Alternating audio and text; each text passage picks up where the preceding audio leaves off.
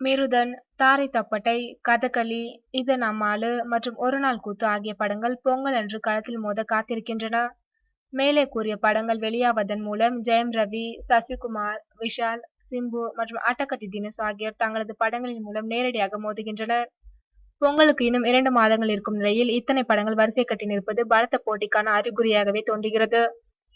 மிருதன் திரைப்படம் ஜெயம் ரவி, லக்ஷ்மி மேனன் நடிப்பில் உருவாகி இருக்கும் படம் மிருதன். தனி ஒருவன் படத்தின் மாபெரும் வெற்றிக்கு பின்னர் ஜெயம் ரவி நடிப்பில் வெளிவர இருக்கும் இப்படத்தை சக்தி சவுந்தரராஜன் இயக்க டி. இமான் இசையமைக்கின்றார்.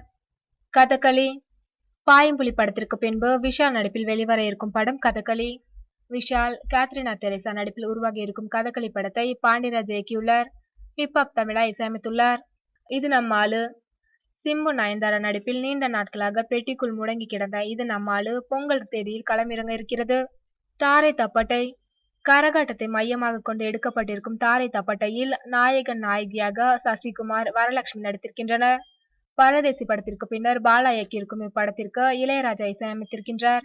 இப்படம் இளையராஜாவின் 1000வது படம் என்பது குறிப்பிடத்தக்கது. ஒரு நாள் கூத்து அட்டகத்தி தினேஷ், மியா ஜார்ஜ், ரித்திகா மற்றும் கருணாகரன் ஆகியோர் நடிப்பில் உருவாகி இருக்கும் படம் ஒரு நாள் கூத்து. நெல்சன் இயக்கியிருக்கும் இப்படத்திற்கு ஜஸ்டின் பிரபாகரன் இசையமைத்திருக்கின்றார். பொங்கலுக்கு இன்னும் 2 மாதங்கள் இருக்கும் நிலையில் இதுவரை 5 படங்கள் பொங்கலை குறிவைத்து களத்தில் இறங்கியிருக்கின்றன.